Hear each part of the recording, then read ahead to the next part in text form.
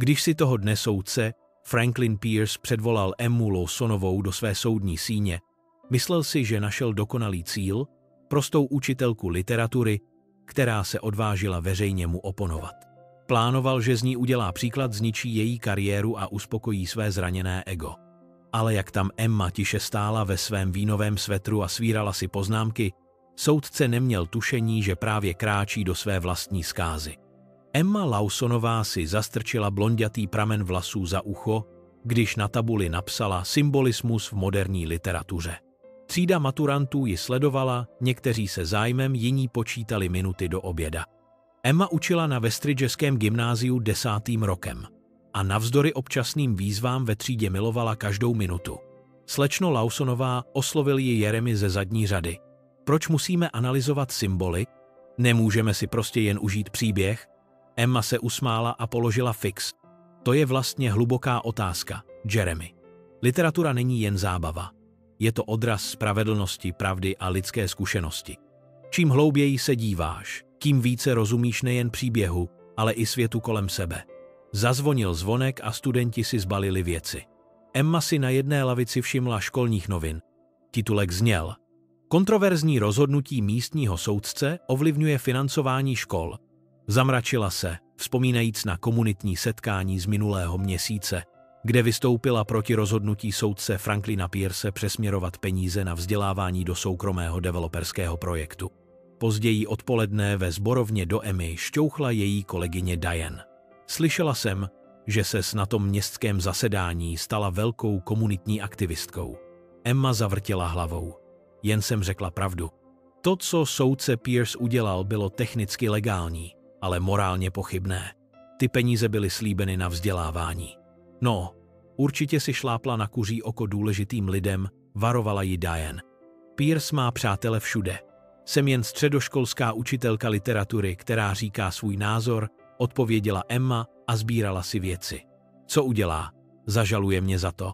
Co většina lidí na Westridgeském gymnáziu o Emmě Lawsonové nevěděla, bylo to, že předtím, než našla své učitelské povolání, absolvovala s vyznamenáním právnickou fakultu. Nikdy se právu profesionálně nevěnovala, protože během své stáže zjistila, že nechce trávit život v soudních bitvách.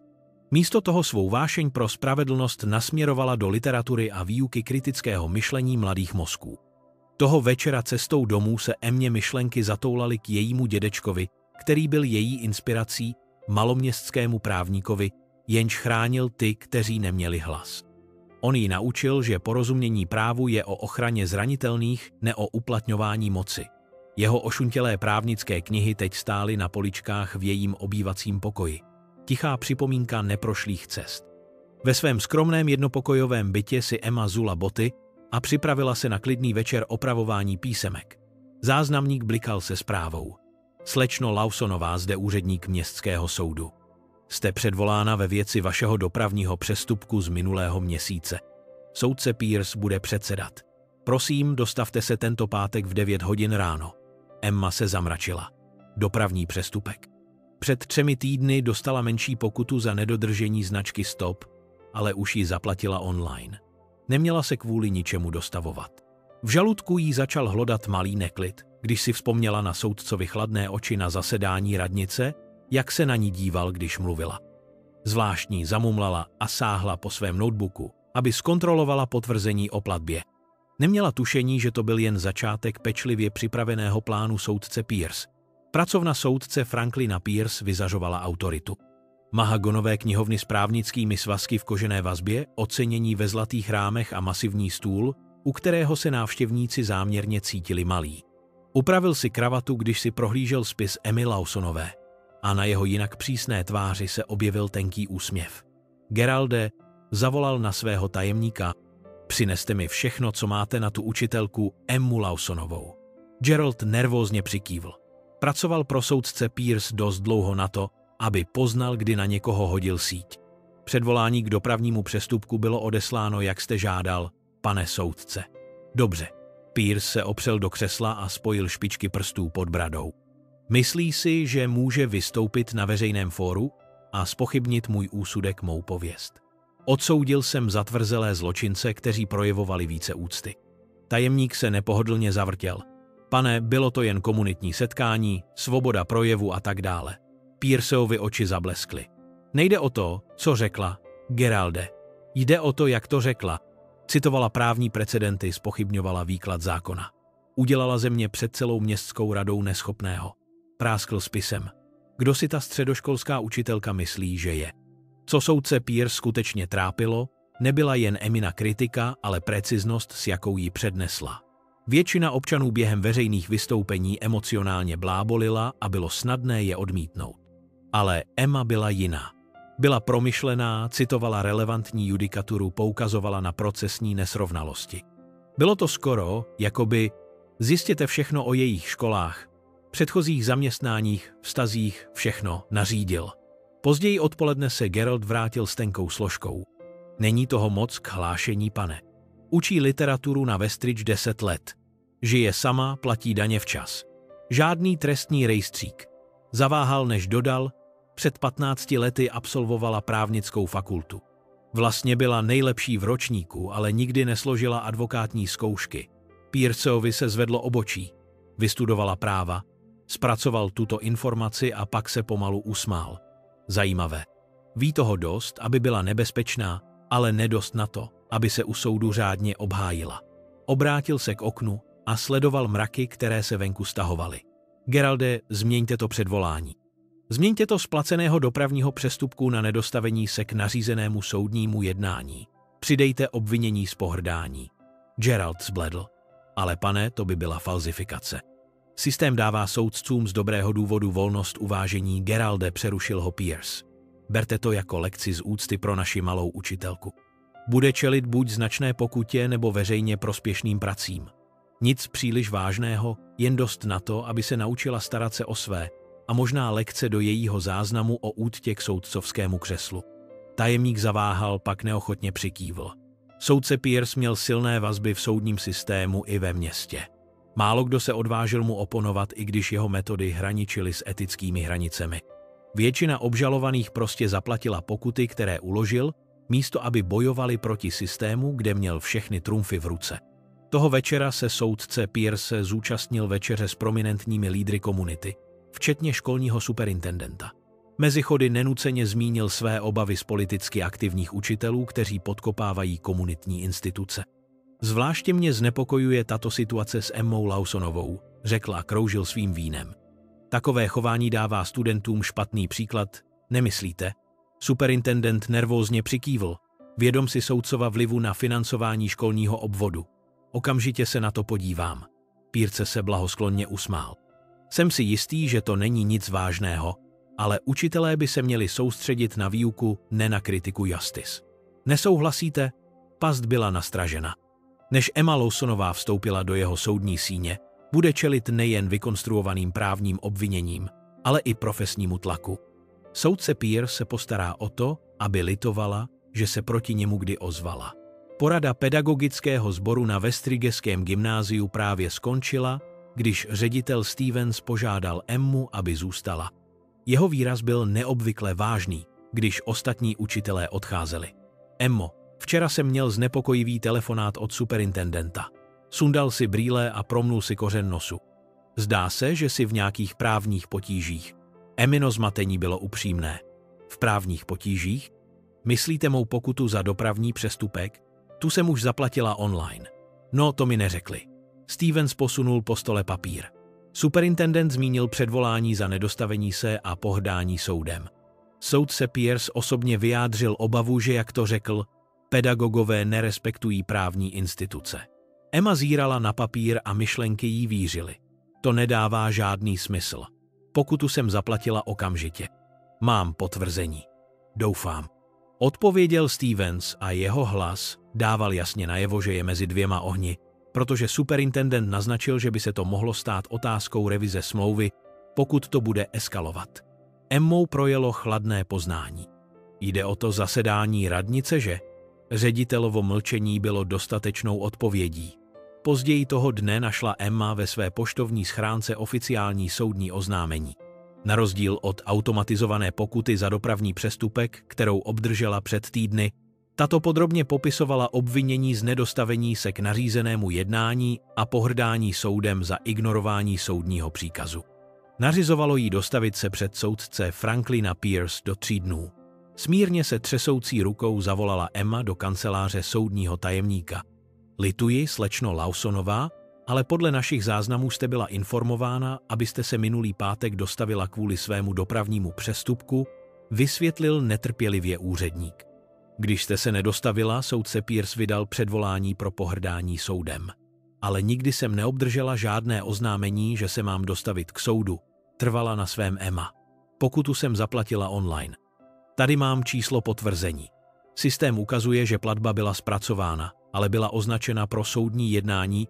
Podívejme se, kvůli nesprávnému zpracování, odpověděl úředník. To budete muset probrat přímo se soudcem. Toho večera vytáhla Emma ze skříně zaprášenou krabici, dědečkovi spisy a právnické zápisníky. Poté vytáhla svůj notebook a začala zkoumat historii kariéry soudce Franklina Pierce. Článek za článkem maloval obraz soudce, jehož rozhodnutí soustavně upřednostňovala určité developery a obchodní zájmy. Stejná jména se opakovaně objevovala v případech, kterým předsedal. Nejzajímavější bylo, že za 6 let, co byl ve funkci, se žádná stížnost podaná proti němu nedostala za počáteční fázi podání. Emmin telefon zazvonil. Byla to Diane ze školy. Emmo, děje se něco divného. Stevens se všech ptal na tvé chování ve třídě, jestli diskutuješ se studenty o politických tématech. Co se děje? Emmina čelist se napjala. Zdá se, že soudce Pierce neocení kritiku. Když položila telefon, Emma si všimla, že se jí ruce už netřesou. Počáteční šok byl nahrazen něčím jiným, chladnou, analytickou jasností, kterou necítila od dob studií na právnické fakultě. Soudce Pierce udělal kritickou chybu. Vybral si špatnou učitelku k zastrašování. Tuto hru mohou hrát 2, zašeptala, když otevírala starý dědečkův výtisk soudcovské etiky a pochybení v kožené vazbě. Emma seděla se skříženýma nohama na podlaze svého obývacího pokoje, obklopená hromadami výtisků, právnických učebnic a svého notebooku. Její blonďaté vlasy byly stažené do rozcuchaného kulíku, když zakroužkovávala vzorce v případech soudce Pierce. Nejsem jediná, zamumlala si pro sebe a spojovala si souvislosti. Pierce měl v minulosti zvyk používat drobné přestupky k osobním vztám. Před 3 lety se novinář, který o něm napsal kritický článek, náhle potýkal s problémy s auditem. Loni právník, který napadl jeho rozhodnutí, čelil falešným stížnostem u advokátní komory. Vzorec byl jasný, ale dostatečně jemný, takže většina lidí prostě zaplatila pokutu nebo se omluvila místo, aby se bránila. Pierce byl opatrný, aby nikdy dramaticky nepřekročil hranici v žádném jednotlivém případě. Emmin telefon zavibroval s textovou zprávou od Diane. Stevens se mě zeptal, jestli by mohl zítra sledovat tvou hodinu. Něco o revizi učebních osnov. Taktika nátlaku eskalovala. Emma chodila po svém bytě. V její mysli se formovaly a rozpadaly právní strategie. Přímý boj by mohl ochránit její integritu, ale mohl by jí stát místo.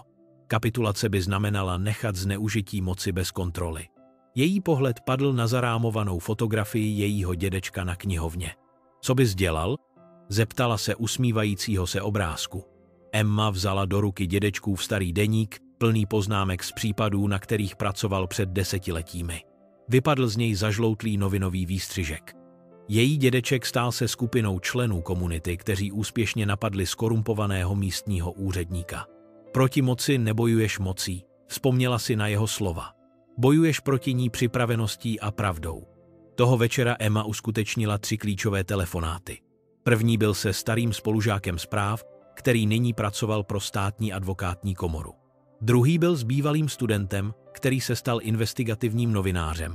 Třetí byl na soud, kde zanechala vzkaz, že se při jednání bude zastupovat sama. Následujícího rána Emma vedla hodinu s neochvějným soustředěním, přestože ji z zadní řady sledoval ředitel Stevens. Všimla si, že si dělá poznámky, když mluvila o říkání pravdy moci v knize jako zabít ptáčka. Po hodině přistoupil Stevens k jejímu stolu. Emmo, ohledně téhle soudní situace, možná by se směla soudci Pierceovi jen omluvit. Tyhle věci se mohou zbytečně vyhrotit. Emma se zdvořile usmála. Vážím si vaší starosti, ale věřím, že musíme studentům ukazovat příklad integrity. Někdy, když se postavíme za to, co je správné, musíme čelit nepříjemným situacím. Jakmile Stevens odešel, Emma si do tašky vsunula malý digitální hlasový záznamník a posté si prošla své poznámky. Soudce Pierce si myslel, že připravuje past na neinformovanou učitelku, která překročila hranici. Místo toho se chystal čelit někomu, kdo rozuměl zákonu mnohem lépe, než si myslel, a kdo neměl co ztratit. Další 2 dny probíhaly v horečném tempu příprav. Emma si vzala ve škole osobní volno s odůvodněním, že se potřebuje poradit s právníkem, což nebyla úplná lež, ačkoliv v tomto scénáři byla klientem i poradcem. V okresní právnické knihovně se Emma ponořila do precedentů soudního chování a procesních pravidel. Starší knihovnice, paní Finchová, si všimla jejího soustředění. Dlouho jsem neviděla někoho tak důkladně bádat, poznamenala a pomohla Emmě najít konkrétní svazek o řízeních pro pohrdání soudem. Většina lidí dnes jen googluje, usmála se Emma. Můj dědeček vždycky říkal, že skutečný právní výzkum se dělá ve skutečných knihách, ne ve vyhledávačích. Paní Finchová ji zvědavě studovala. Nejste praktikující právnička, že? Většinu místních právníků znám. Ne, jen učitelka s právním vzděláním, odpověděla Emma, a situace, která vyžaduje podrobnou pozornost. Později v Úřadě pro veřejné záznamy soudu si Emma vyžádala protokoly z předchozích případů pohrdání soudem soudce Pierce. Úředník vypadal překvapeně specifičností její žádosti. To jsou neobvyklé žádosti od někoho, kdo se zastupuje sám, poznamenal úředník a díval se na hromadu protokolů. Emma přikývla. Věřím v důkladnost. Doma Emma sestavila podrobnou časovou osu. Původní pokuta za dopravní přestupek, její online platba s potvrzovacím číslem, data údajných oznámení, která nikdy neobdržela, a zasedání radnice, kde kritizovala soudcovo rozhodnutí. Souvislost byla nepřímá, ale sugestivní. Zazvonil jí telefon. Byl to Mark Chen, její bývalý student, který nyní pracoval pro místní noviny. Slečno Lawsonová, udělal jsem malý průzkum, jak jste žádala. Soudce Pierce má docela zajímavý vzorec s obviněními z pohrdání soudem. Zvýšily se o 400% od jeho nástupu do funkce, většinou proti lidem, kteří se mu veřejně postavili. Nic tak velkého, aby to vyvolalo dohled, ale rozhodně je to neobvyklé. Mohl byste získat jména ostatních, na které se zaměřil? Zeptala se Emma. Už jsem sestavil seznam, posílám vám ho e-mailem. Ale slečno Lawsonová, buďte opatrná. Pierce má vážné vazby na okresního exekutora a polovinu školní rady. Po zavěšení telefonu si Emma ještě jednou prošla svou právní strategii. Přímé obvinění ze soudního pochybení by bylo bez konkrétních důkazů zamítnuto. Místo toho se zaměří na procesní chyby ve svém vlastním případě a vzorec stanoví pouze v případě nutnosti. Toho večera si Emma pečlivě vybrala oblečení k soudu. Jednoduchý vínový svetr s černými kalhotami. Profesionální, ale nenápadné. Žádný mocenský kostým, který by prozradil její právní vzdělání. Prvek překvapení zůstal její největší výhodou. Před zrcadlem v koupelně si procvičovala své argumenty a dbala na to, aby našla správný tón, uktivý, ale pevný, informovaný, ale neotevřeně právnický ve svém jazyce. Soudce Pierce by očekával nervózní učitelku, zastrašenou soudní síní a právnickým žargonem. Emma si do ošuntělé kožené aktovky svého dědečka zabalila pečlivě uspořádané důkazy. Potvrzení o platbě, předvolání, procesní pravidla a relevantní případy. Mezi 2 právnické bloky zastrčila zapečetěnou obálku s informacemi, které, jak doufala, nebude potřebovat, ale které si pro jistotu připravila. Nejlepší zbraň v soudní síni, říkával její dědeček, je být připravenější, než si kdokoliv myslí, že bys měla být. Když si konečně lehla, Emma se cítila podivně klidná. Zítřek nebyl jen o obraně proti vykonstruovaným obviněním. Bylo to o postavení se proti zneužití moci. Přesně to, co učila své studenty, že literatura často ilustruje. Ať už vyhraje nebo prohraje, bude čelit soudci Pierceovi podle svých podmínek, ne jeho. Budova městského soudu bzučela ranním šonem. Uspěchaní právníci listovali papíry, úředníci vykřikovali jména, úzkostliví obžalovaní čekali na rozhodnutí o svém osudu. Emma tiše seděla v zadní řadě a sledovala, jak soudce Pierce řeší ostatní případy před jejím. Jeho vzorec byl konzistentní, strohý s obžalovanými, uktivý k žalobcům, netrpělivý s vysvětlováním. Vynášel rychlé rozsudky, zřídka se odvolával na skutečné zákony. Co Emmu nejvíce znepokojovalo, bylo, jak často přerušoval jednotlivce, kteří se zastupovali sami, než mohli dokončit své argumenty. Emma si všimla Geralda, úředníka, se kterým mluvila po telefonu, jak se vyhýbá očnímu kontaktu s obžalovanými. Vypadal nesvůj, zvláště když soudce vynášel obzvláště tvrdé rozsudky. Případ číslo 47b, Lawsonová Emma, nedostavení se a pohrdání soudem, konečně vykřikl Gerald. Emma přistoupila k lavici obžalovaných, cítila, jak se na ní upírají pohledy, když položila dědečkovu aktovku.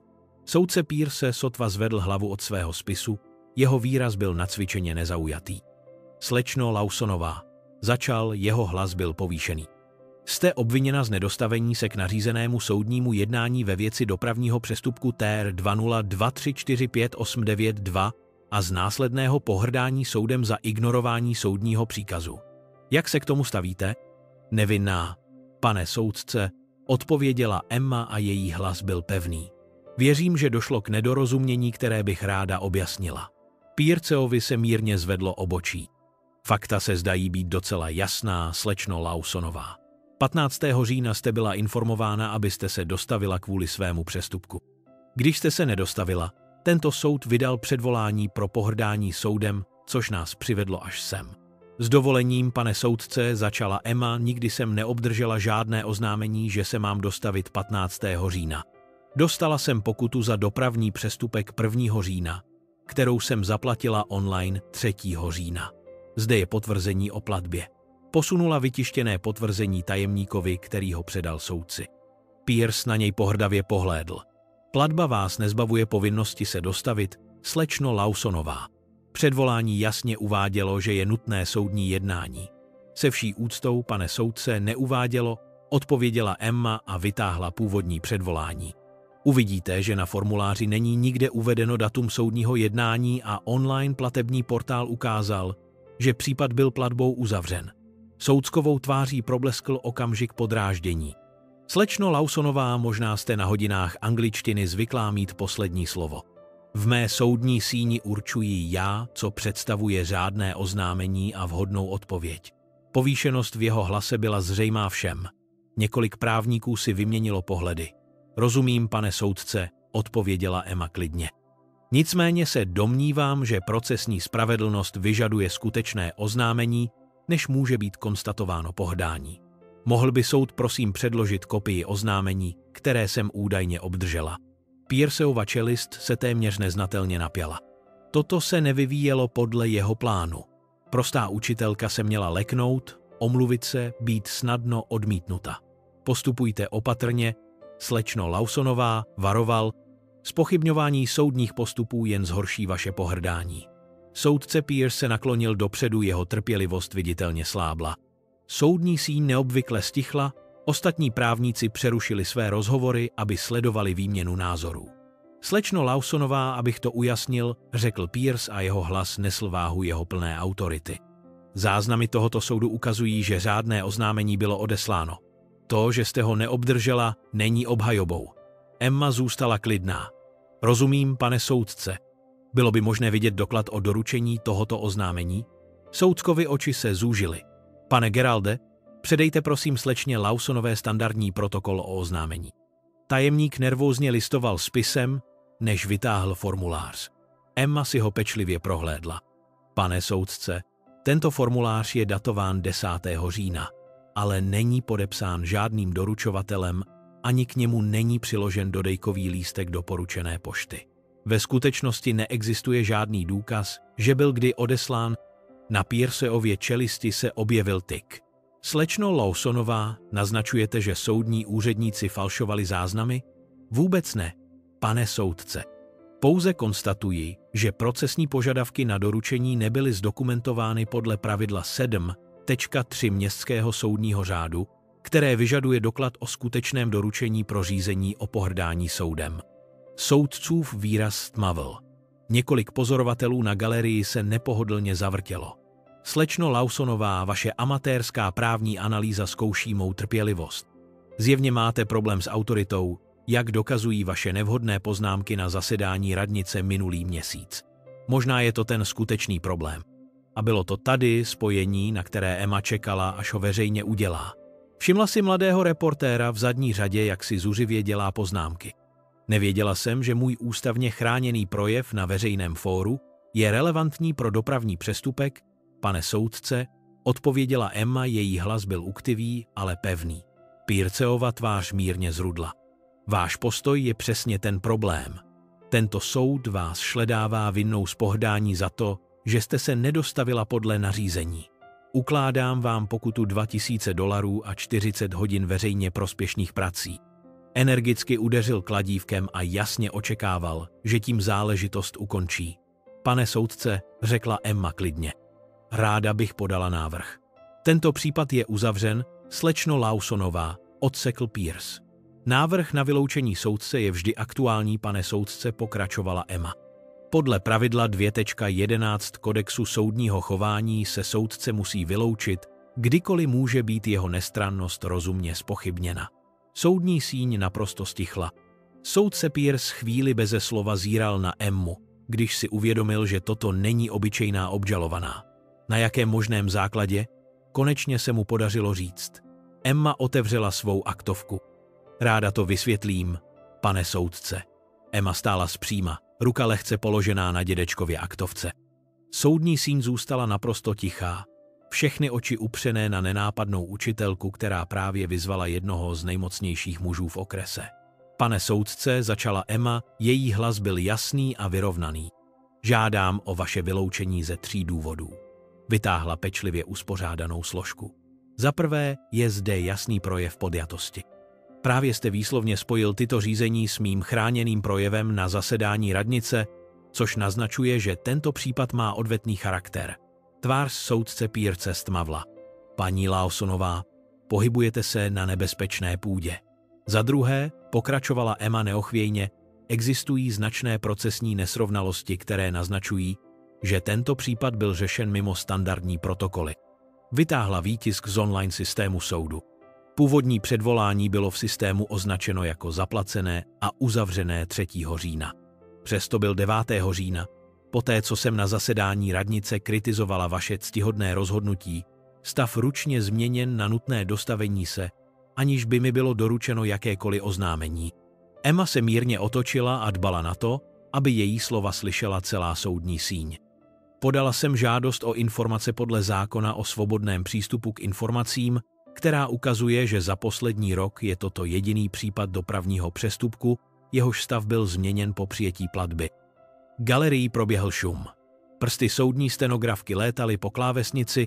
Dále, řekla Emma a znovu sáhla do své tašky, jsem zdokumentovala 7 dalších případů, kdy osoby, které veřejně nesouhlasily s vaším ctihodným názorem, následně čelily neobvyklým řízením pro pohrdání soudem nebo procesním sankcím.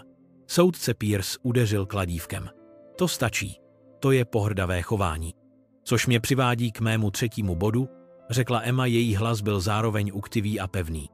Soudcovský kánon 2.2 stanoví, že soudce nesmí dovolit, aby rodinné, sociální, politické, finanční nebo jiné zájmy či vztahy ovlivňovaly jeho soudní chování nebo úsudek. Vytáhla připravenou zapečetěnou obálku. Pokud se, pane soudce, nevyloučíte, jsem připravena podat formální stížnost u Komise pro soudní chování, včetně dokumentace o vzorci používání pravomocí pro pohrdání soudem proti kritikům, důkazů o procesních nesrovnalostech ve více případech a čestných prohlášení od 3 dalších obžalovaných, kteří čelili podobnému zacházení poté, co s vámi, pane soudce, veřejně nesouhlasili. Soudní síň se sticha změnila v tichý ohromený šepot. Několik právníků si zuřivě dělalo poznámky. Mladý reportér vzadu úplně přestal psát, ústa mírně pootevřená. Tvář soudce Pierce se změnila z rudé na popelavou. Slečno Lawsonová, řekl a jeho hlas byl znatelně napjatý. Kde přesně jste získala své právní znalosti? Emma si dovolila malý úsměv. Než jsem našla své povolání jako učitelka literatury, absolvovala jsem s vyznamenáním summa cum laude státní právnickou fakultu, pane soudce. Ačkoliv jsem se rozhodla nepraktikovat, udržovala jsem si své právní vzdělání. Můj dědeček vždycky říkal, Znalost zákona je nejlepší obranou každého občana proti jeho zneužití. Položila ruku na stůl. Ráda bych, aby bylo do protokolu zaznamenáno, že jsem předložila důkazy dokumentující procesní nesrovnalosti, ukazující vzorec naznačující podjatost a formálně žádám o vyloučení. Pokud bude zamítnuto, jsem připravena se okamžitě odvolat na základě doktríny vedlejšího příkazu, která umožňuje mezitímní odvolání proti zamítnutí vyloučení, jak bylo stanoveno v případu Hampton versus okresní soud. Soudce Pierce zíral na Emmu a uvědomil si, že jeho jednoduchá taktika zastrašování se katastrofálně obrátila proti němu. Prostá učitelka nejenže poznala jeho past, ale nastražila svou vlastní a on do ní vešel. Napětí v soudní síni bylo hmatatelné, když soudce Pierce zíral na Emmu, než vyhlásil 15-minutovou přestávku. Za zavřenými dveřmi se soudcovo chování zcela změnilo. Co přesně chcete, slečno Lawsonová? Zeptal se, jeho dřívější arogance byla nahrazena potlačovaným hněvem. Spravedlnost, odpověděla Emma vyrovnaně. Zamítnutí těchto vykonstruovaných obvinění s poznámkou, že jsou zamítnuta s předsudkem, a vaše vyloučení ze všech záležitostí týkajících se mě nebo Westridgeského gymnázia. Předložila také seznam 7 podobných případů, které si zaslouží přezkoumání.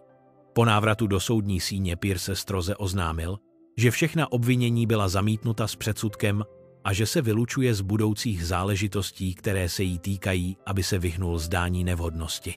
Venku přistoupil reportér. Slečno Lawsonová, okomentovala byste, co se stalo? Emma se usmála. Náš justiční systém funguje nejlépe, když každý rozumí svým právům, včetně soudců. O 2 týdny později diskutovala Emma se svou třídou o knize jako zabít ptáčka, když vstoupili ředitel Stevens a superintendent Davis. Po hodině přistoupil Stevens. Dlužím vám omluvu. Měl jsem vás podpořit. Byli jste v těžké situaci? Odpověděla Emma velkoryse. Věci se změnily, dodal superintendent. Soudce Pierce si vzal dovolenou a naše financování bylo obnoveno. Toho večera našla Emma restaurovanou fotografii svého dědečka z právnické fakulty se vzkazem od vašich obdivujících studentů. Děkujeme, že jste nás naučila, že postavit se za to, co je správné, má smysl.